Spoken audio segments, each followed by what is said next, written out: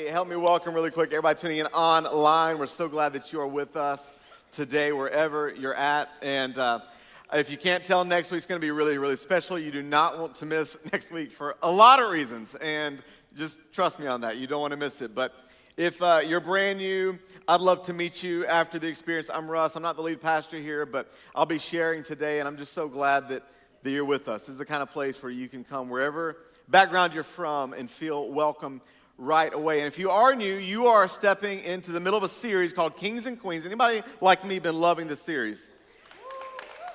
9:30. Anybody raise your hand. You need your second cup of coffee. It's not possible, but maybe guest experience will take care of it. But we are in the middle of Kings and Queens series, and really we're just standing on the shoulders of a lot of leaders throughout the Old Testament, most of which were not that good. And if you're anything like me, I want to learn from their lives so I can create a different momentum for my future. I want to create a kind of future and a kind of life that I can look forward to, and that's going to be beautiful, and that's going to be full of joy and purpose. How about you? Seven of you. And so what we've been doing is we've been looking at different kings and queens of the Old Testament, but I have a question for you before we get started. Anybody like me hate feeling trapped? And I don't know what comes to your mind when you think of that. Like maybe you got your foot stuck in a chair one time in a really awkward moment, and that was bad. And you think about, I see a lot of people nodding. That's odd. How many people were just nodding that's happened to? I don't know. Maybe you feel. Anybody just hate feeling trapped in a conversation? Oh, way too much response there. We had. I'm not going to say who, but we one time had a staff member get trapped in the elevator. It was just a few months ago. I won't say who, but it was really funny. It was really funny. I have a friend, true story, that lives in Kentucky that one time, just like the Christmas movie, I think it's called The Christmas Story, in winter got her tongue stuck to a pole, trapped there for 6 hours. Not lying. She still has her tongue, but she made it out. My least favorite trap, and don't judge me for this, is, can I just say it? Speed traps. Anybody? The year was 2020. I was pulling out of my apartment, and I live just 5 minutes down the road, so I'm usually turning left on Gender. But on Fridays, there's a chiropractor in Reynoldsburg I go to, and so I was turning right. And anybody knows, some of you, the moment I say this, you're going to know. Bryce Road? Okay. I can tell the way you said it. So there is a place, if you're not familiar with Bryce Road, where I think it's Gender turns to Bryce Road. It goes from 50 mile an hour speed limit to 25 miles an hour for no reason known to mankind or I think even God. And it just like that. And so I'm driving down one day, and as I tell this story, please give me grace. All honor and respect for law enforcement. I have law enforcement friends. They're amazing. Honor them. This day was interesting, though. I got pulled over, and I got pulled over to the side of the road, and it felt like something out of a movie. Really tall man, flat bill hat, mustache, and he came to my car like I had just murdered his dog. And I rolled down the window, and he said, "Sir, do you realize how fast you're going?" I said, "Well, my GPS says we're in a 50 mile an hour speed limit." He said, "Absolutely not. You don't go by GPS. You go by speed limit signs. And I actually have the most speed limit signs in this jurisdiction than any other place in all of Ohio." And he spent the next 10 minutes pouring down scorn on my worthless soul. And if the goal was to put and then he asked those questions that like you see in movies. He goes, "Honestly, I should impound your car." And then he asked that question. He goes, "What would you do if you were in my shoes?" And I want to say, I show mercy. I ate humble pie. I said, "Officer, I am so sorry. It will never happen again." And I'm telling you, I literally, I don't think I'm a fearful person. I drove away trembling. Because when pain hits you that hard, and I guess the good thing is that's when you learn, right? Like I knew from that point forward, whenever I turned right, I would never, ever go 50 miles an hour in that zone again. And then 6 months later. Oh, yeah. Yeah, I get pulled over. Don't judge me, you bunch of Pharisees. I get pulled over in the exact same spot for the exact same speed. And I had one prayer: "Dear Jesus, God in heaven," you ever just have one prayer? "Do not let it be that same man who walks out." Prayer unanswered. I saw my life flash before me. The image of mustache and flat bill hat assaulted my soul. And I'll spare you the violence of words that followed from him. But it cost me. I think I paid a mortgage for that ticket. I hate traps. And in a speed trap, I mean, they're good. I know a lot of them serve their purpose. Not that one, but a lot of them serve their purpose. But the thing about speed traps is they're subtle and you don't see them coming. And there's a trap, because what we've been talking about is we are all, in a way, kings and queens of our lives. That we make decisions that affect those around us and affect our future. And there's a trap in each of our lives that's so sneaky, I don't think we see it most times. And so I want to look at a king named Saul. And if you're somewhat new to church, or maybe you're somewhat familiar with church, you might be confused because there's a lot of names in the Bible you see a few times. There's 2 Sauls in the Bible. One of the Sauls is in the New Testament. That's the one that persecuted the church, killed Christians. God turned his life upside down. Saul became Paul. This is the Saul of the Old Testament. And a couple interesting facts. Number one, Saul was actually the first king that Israel ever had. He was the son of a man named Kish from the clan of Benjamin. He was the first king that Israel ever had. And fun fact, I don't know if it's a fun fact, but an interesting fact, did you know it was actually never God's original desire for Israel to have a king? He brought the children of Israel out of Egypt. They went through the wilderness. He brought them into the promised land. They possessed this land, this promise. And then they went through a stage where they had judges. Probably some of you remember Gideon and Barak and Deborah had judges, but God said, I want to be the immediate king over your life. You don't need kings. The children of Israel complained. They said, but all the other nations of the world, they have kings. We want a king. Give us a king. Finally, God said, okay, I'll give you a king. And in comes this guy named Saul. So his father one day lost his car, pretty much, lost a bunch of donkeys, and said to Saul, his son, I want you to go look for the donkeys. And long story short, Saul runs into this prophet named Samuel. Samuel was the prophet of Israel over that time. And when Samuel ran in to Saul, God spoke to Samuel and said, this is the man I've been telling you about. This is to be the king of Israel. And the moment Samuel talked to Saul, he said, look, you're going to get your donkeys back and you are going to be king. And there's this epic movie moment where he basically says this. He says, has not the desire of all Israel turned towards you? So I want you to picture it. The whole kingdom of Israel, the first king is Saul, and it's about to be turned towards him. But I want you to look at the response of Saul when he's told he's going to be king. This is 1 Samuel 9, verse 21. And we're going to go through a lot of Saul's life. Are you ready? Hey, fair warning, this is probably the most scripture you ever hear in a message. And the crowd goes deafening quiet. Turn to the person beside you and say, you look spiritual enough, you can handle it. So 1 Samuel 9:21 says this, Saul answered, but am I not a Benjamite from the smallest tribe of Israel, and is not my clan the least of all the clans of the tribe of Benjamin? Why do you say such a thing to me? So first glance, this almost sounds like humility, right? Like, why would you say this to me? Who am I? David said something similar. He said, God, who am I that you would think of me? Really, if all of us are really aware of who we are and how great God is, shouldn't that really be all of our response? Anybody else? Like, God, who am I? Like, God, why would you show such grace and such mercy to somebody like me? But sometimes not everything that looks like humility is humility. And so even though that was the response, and his first words as king, his first action as king maybe shows us something different. And so I want you to picture the setting. The day has come for the first king of Israel to be announced. Samuel, the prophet, literally gathers the whole country, the whole nation of Israel, and then they blow the ram's horn, dun, dun, dun, dun, dun. Introducing, drumroll everybody, the very first king of Israel. I'm going into Michael Buffer. Welcome, Saul. And Saul was nowhere to be found. And we read actually what happened. It says this.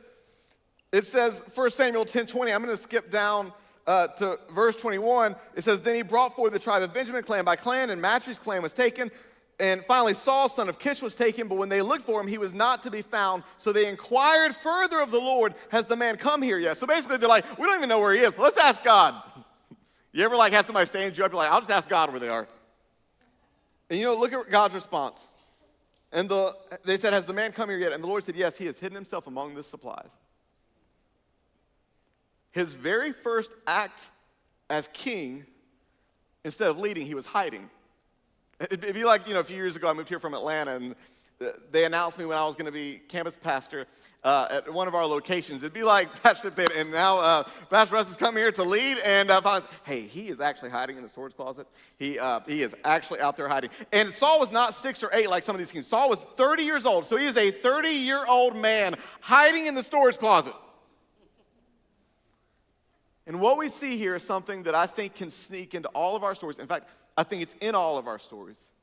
We see here this glimpse that Saul, even though he's king, is a man whose heart is filled with insecurity.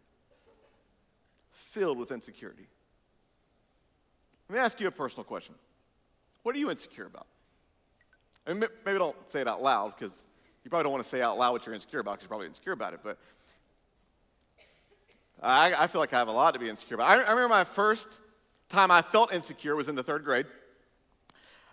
This girl came up to me in class and said, I'm going to start calling you the Wicked Witch of the West. Yeah. Thank you. It was like therapy right here. I was like, why? Because I'd always been told, like, I was such a sweet boy, I had a kind heart, I was loving towards others. Like, why would you, what in me is wicked? Why would you call me the Wicked Witch of the West? And here's what she said. She goes, oh, no, not because of your personality. She said, you see, when you look at your face from the right side, your nose is pointy. And so I'm going to call you, why are you laughing? You're bullies just like her. So you the Wicked Witch of the West. Now, it's kind of, I guess in your opinion, funny, but you know what's crazy? And this is, please don't pray for me. I have found healing. But you know what's crazy? That word traveled with me through middle school, through high school, to college. And even to this day, I know this sounds so crazy, and I promise I'm mostly over it. But even now, I promise I'm fine. But even now, out of habit, like if I'm at the movies, like if I'm on a date with a girl, I will always sit on the right side so that I put my best side forward.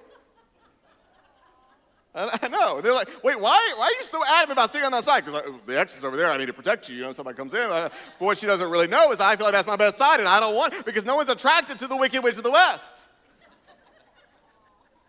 Thank you.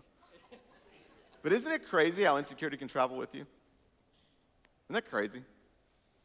Insecurity traveled with him. And it really begs the question of, is insecure, here's really the question. Because at the end of the day, insecurity doesn't seem like that big of a deal. It almost feels close to humility.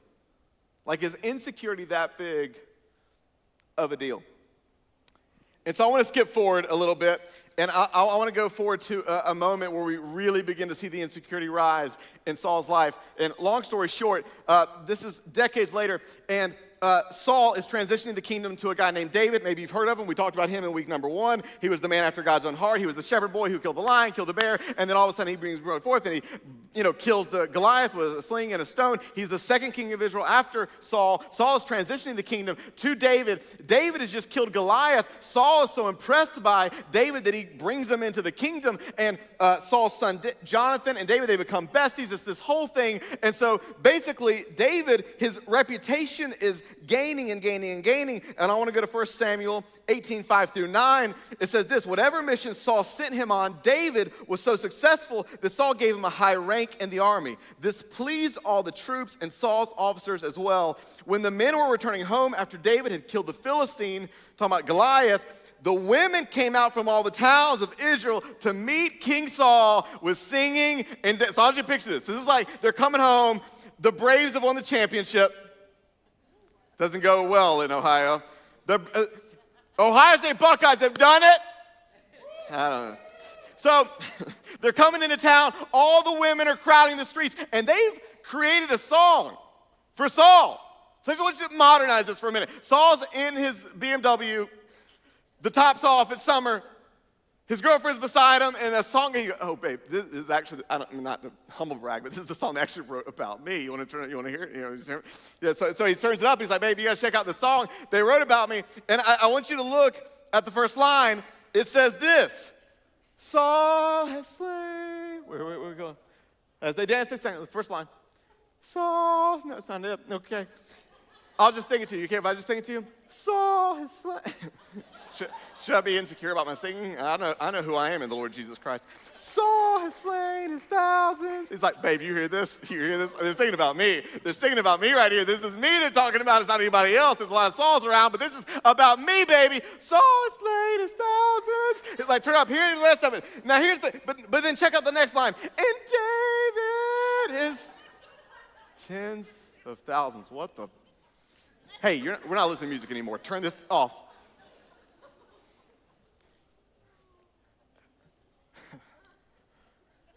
And look at the next line, what it says. It says, and David is tens of thousands, and Saul was very angry. Yeah, I bet he was. This refrain displeased him greatly. I love how politically correct it was. He was ticked. They have credited David with tens of thousands, but only me with thousands. You ever felt gifted until you get around somebody more gifted? You ever enjoy time at the office until somebody came in the office that was better than you and you hate them? And you won't admit it. I mean, you love them in the Lord, but if they tripped and fell on a bed of staples tomorrow, you would not be mad. Because Saul's killed his thousands, but David is 10,000s. I have 1,000 followers on Instagram. They have 10,000 followers on Instagram. The boss gave me 5 compliments, but they didn't even look at me today. This guy sold 1,000 copies of a book about the desert, but this guy wrote a book about terrifying faith that sells tens of thousands. I'm assuming. I mean, what do you do with that? Because here's the thing. It's one thing to have insecurities. It's another thing when insecurity begins to have you. It begins to torture you. In fact, the very next line of this, you know what it says? We don't have it for the screen, but it says that an evil spirit came over Saul. And he actually had to bring David in to play the harp so that he could even relax. You ever felt tormented by insecurity? You ever been so tormented by insecurity you began to experience its offspring, jealousy? Because the insecurity grows in the land of comparison. And he begins to be tortured by insecurity. But you know the craziest thing about it though is? The very first line of 1 Samuel 9, you know how it describes Saul? And I quote, Saul was as handsome a young man in Israel as could be found, and a foot taller than anybody else. I would love to have that problem. Before he was even anointed king, he won Sexiest Man Alive on People magazine. So the guy that we're reading about is, according to Scripture, the hottest guy around, the tallest guy around. Now he's the richest guy around. Now he's the most powerful guy around. And he's the most anointed, graced, and gifted by God guy around. And he is also the most insecure guy around. And I think this is important to know because if you're anything like me, sometimes I'm tempted to think, man, when I get there, I'll feel good about me. Anybody? Hello, anybody thought when I achieve that, that's when I'll feel comfortable in my own skin. Man, if I can just lose this amount of weight and get there, that's when if I could ever get that promotion, if this relational status could ever, then I'll feel okay about me. But what I've got to realize is insecurity is not an external circumstance, it's an internal condition. And I can spend the rest of my life trying to get people to clap for me, but there is no external scratch that will ever fix my internal itch. Because it's a value thing. And so what do? We post things on social media or do things and kind of like Adam and Eve, we sew our own version of fig leaves to cover the nakedness of how empty we feel. Then maybe I'm just not worth a whole lot. Maybe I just don't have what it takes. Now, I want to look at a couple things real quick, because if you're anything like me, sometimes I wonder, okay, where does insecurity come from? And I actually want to look at another translation of what we read when it says Saul was hiding in the luggage. I want to look at this other translation. It says this. It says, when Saul was hiding among the baggage. 1 Samuel 10:21, look at that. I love that translation better. Not just hiding among the luggage, hiding among the baggage. Because if you're anything like me, I think this gives a clearer picture of Saul because this gives a clearer picture of us. That insecurity is always connected to something. And so what baggage was creating the insecurity for Saul? Maybe, as you know, we read in 1 Samuel 9 that his father was a man of standing. Maybe Saul spent his whole life thinking, no matter how much success I build up, I'll never be able to measure up to my dad. Maybe for Saul, it was shame. You ever notice that shame from your past can create insecurity to step forward with boldness in the future? I know I have. Anybody else? Like, man, I hear what you're saying about God wanting to use my life in amazing ways, but every time I start to, my mind keeps replaying the memory of what happened back there. So who am I that, God, you could still use my life in a great way? Maybe there was a Wicked Witch of the West moment, and somebody spoke something so destructive over Saul's soul that it forever tainted the way he saw himself and the way he saw God and the way he saw life. And no matter how many messages or podcasts he heard, he could never drown out the noise of his own soul that lied to him about who he was and who he wasn't. The only thing we know about Saul's baggage is that he never addressed it. Is that he never got honest. He never saw a professional. He never listened to the annoying guy at the end of every hosting moment that begged him to go to Next Steps and get a counselor list. He never addressed it, and it got really bad. And you skip forward to 1 Samuel 13, you see a moment, and we're not going to read it all, but just to recap, basically, it's the very first moment that the insecurity in Saul exploded. And he was rash and impulsive, and the prophet Samuel basically rebuked him. And when he rebuked him, I mean, it was pretty bad. And I'm not going to read all of it. And the context you can read later, but what's really important, even more than the context, is Saul's response when Samuel asked him why he did what he did. I want you to check this out. It says this. This is 1 Samuel 13. Saul confronts him and says, how foolish. And Saul replies this. He says, this is why he did what he did. I saw my men scattering from me, and you didn't arrive when you said you would. Kind of throwing shade a little bit at a little passive-aggressive towards Saul. It says, and the Philistines are at Michmash ready for battle. So I said, the Philistines are ready to march against us at Gilgal, and I haven't even asked for the Lord's help. So I felt compelled to offer are you seeing what he's doing here? He's saying, look, the reason I did this is because the men were scattering. I didn't know how people felt about me because another fruit of insecurity is people-pleasing and the fear of man.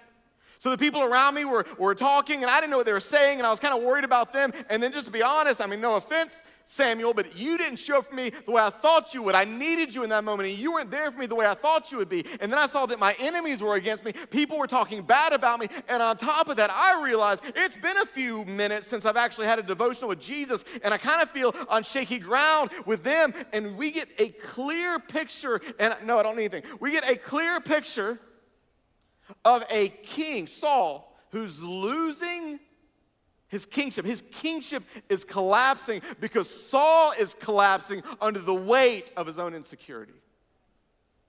Because insecurity is a trap.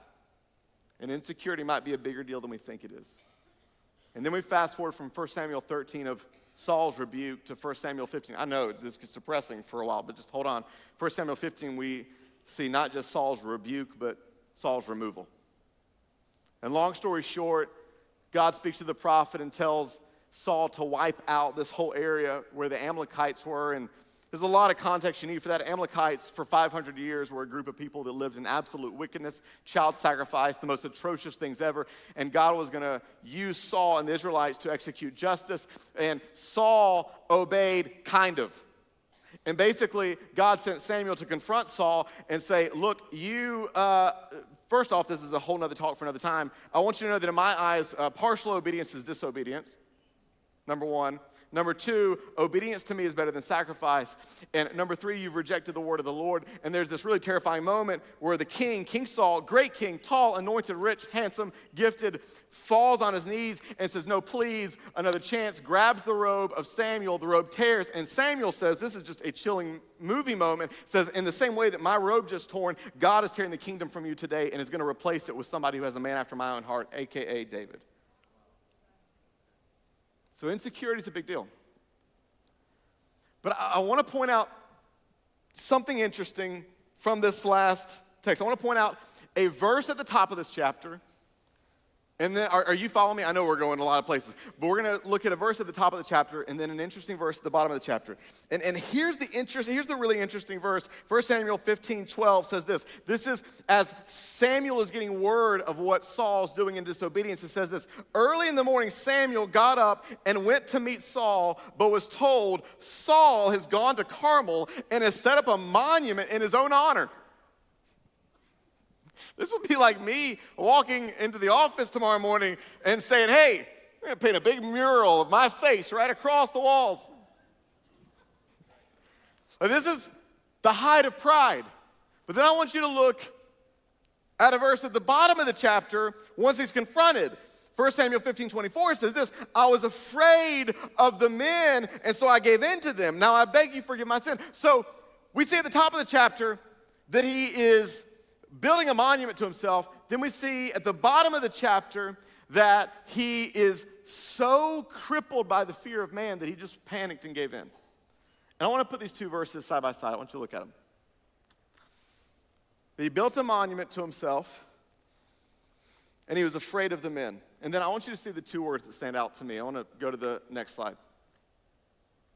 The first one shows us the height of pride, and the second one shows us the depths of insecurity. And so if you're anything like me, I wonder, okay, which was it? Was it pride or was it insecurity? Because to me, insecurity almost feels a little bit like humility. To me, the opposite of pride almost seems like it would be insecurity, but there's another insight we need to catch here.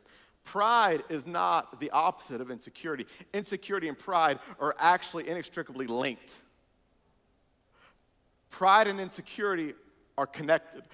And here's how. If you take the roots of pride and the roots of insecurity and you bring them down, they merge somewhere. And the place they merge is the place called self. That the problem with pride and the problem with insecurity and the source of pride and the source of insecurity is it is a preoccupation with self. It is a preoccupation with me. Pride and self are linked. They always go hand in hand. They always travel together. Say it with me. They are two sides of the same coin. Can we say that together? They are two sides of the same coin. I'm hammering home the point because I think whenever I'm stuck in my head and crazy, insecure, I can know that pride is not far behind.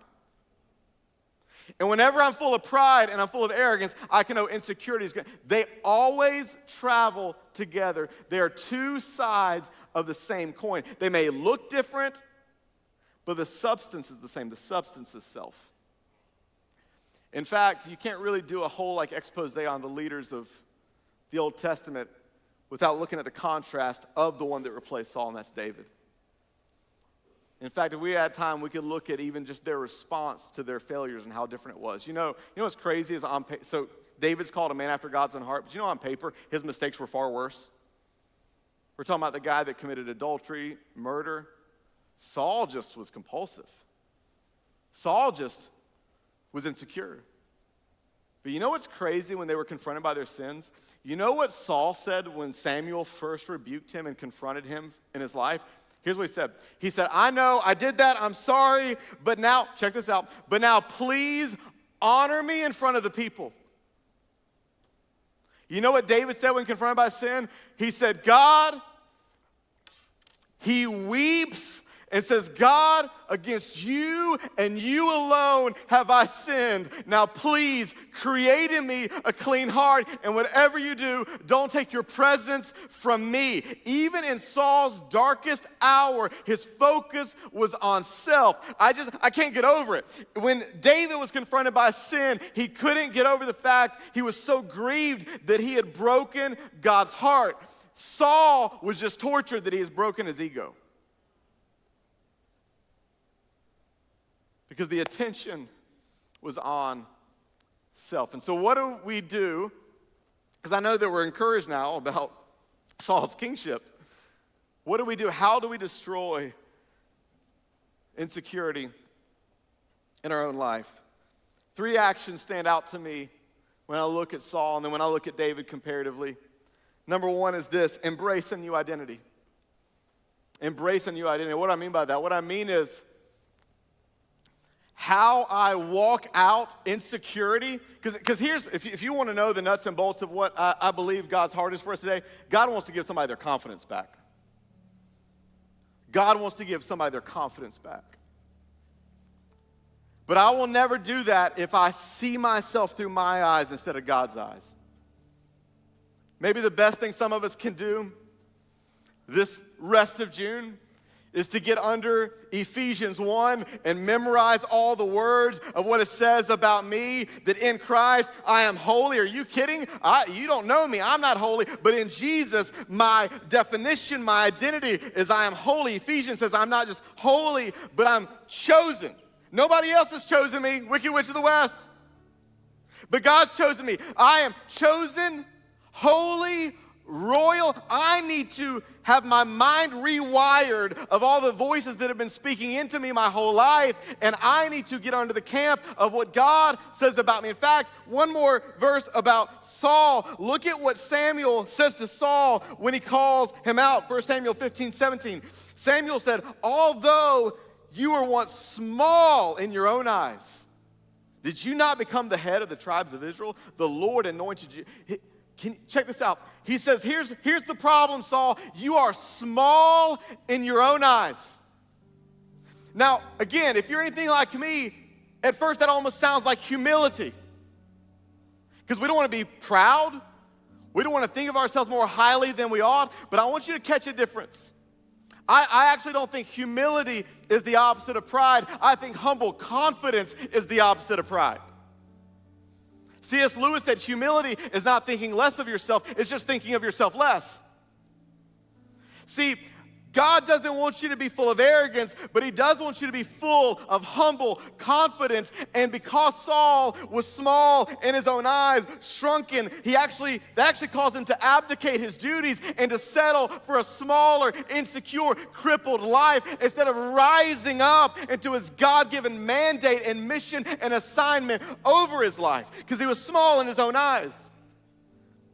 That phrase may even feel familiar to you, because when God called spies of the first generation of the children of Israel to go look at the promised land, you know what they said? They said, it's true. It's a land flowing with milk and honey, but we saw the giants and we were small in our own eyes.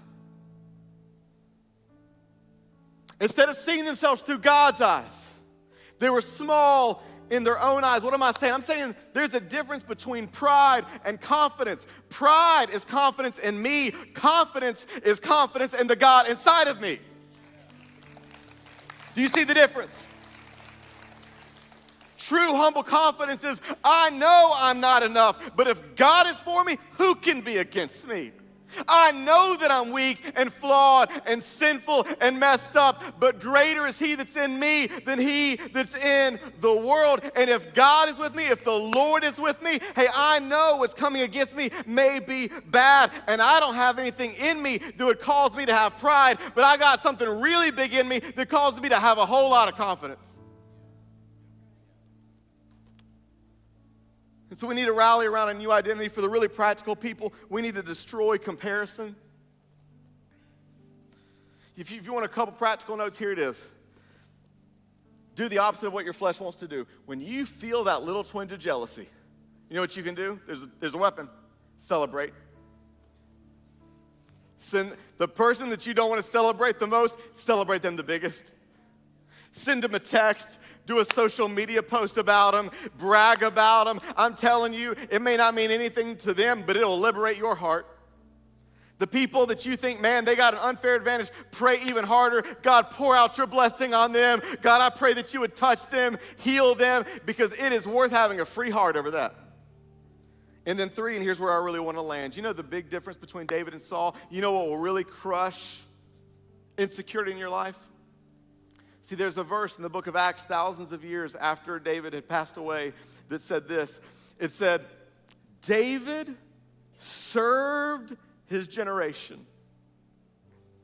David served. What are you saying? I'm saying whenever I look at Saul's life and every frame of his life, I never see Saul operating from a sense of calling.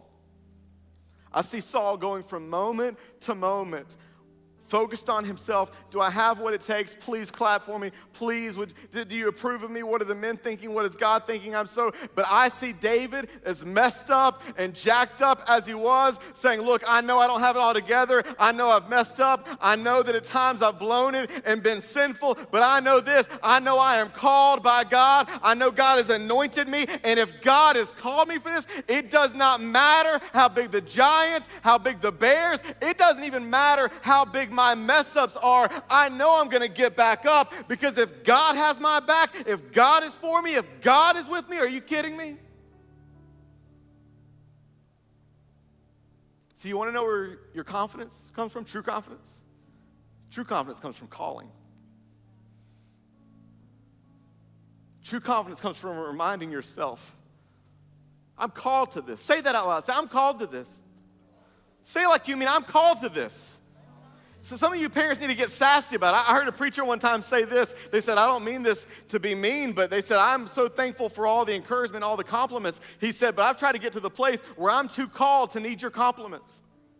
Some of you parents need to say, I am too called to need the extra mom on Instagram who's doing yoga 5 hours a day and feeding their kids granola to tell me that I'm doing a good job. I am called to raise this child. God has called you to raise up that family. God has called you to parent. You may be at a job you hate, but guess what? Right now, God has called you to be there, to be salt and light in that atmosphere. Some of you need to write over your life a brand new mandate, a brand new calling. A couple weeks ago, I was meeting with somebody, and they said they didn't mind if I said who it was, and maybe I will, I don't know. They said, God has brought me through so much healing of my past, but right now I feel really insecure that I have what it takes to move into the future I see everybody moving into. And I immediately got that image of the children of Israel standing in front of their promised land. And I thought, what a tragedy to have a beautiful promised land before you. Promises of God, blessing, favor, destiny, future. But to be so small in your own eyes, you never step into it. But today, you need to get your confidence back. And it doesn't come from a fleshly pride. It comes from an internal, humble confidence that God has called me. And if God's called me, He's going to equip me, He's going to anoint me, and He's going to see me through. Okay. 7 of you are getting this. But today can change your entire life if you decide to trade the coin for a calling. The coin of self, of ego, of needing other people to validate you and affirm you, the self of insecurity, and you trade that coin for a calling and say, you know what, today, line in the sand day, I am no longer walking into rooms itching for people's approval, wondering, wait, did they look at me weird? Are they saying something about me? I think I saw them whispering, so I think they're saying something about me. They probably are, and they haven't complimented me in 9 days, and I bet really, I wasn't invited to that thing over the weekend. No, I'm no longer going into rooms itching for their approval. I am going into rooms dripping with God's approval, and therefore secure and confident and eager and ready to serve those in the room because I don't need anything from those in the room. Because when you start living from assignment, you stop living from affirmation. I thank God for affirmation. I thank God for it. I won't say I don't love it. Some of you are going to think I'm bragging. But I got told this twice this week. I had 2 different people tell me. They said, Russ, you're the funniest person I know. They may have been lying. Or they may have meant it as an insult. I don't care. I went down and I journaled it. So that every time you don't laugh at my jokes, I can go to my journal. But you know what? There's something better than living off compliments, and it's living off calling. It's living from a place of, God, I know what you've called me to be and to do. Would you stand to your feet?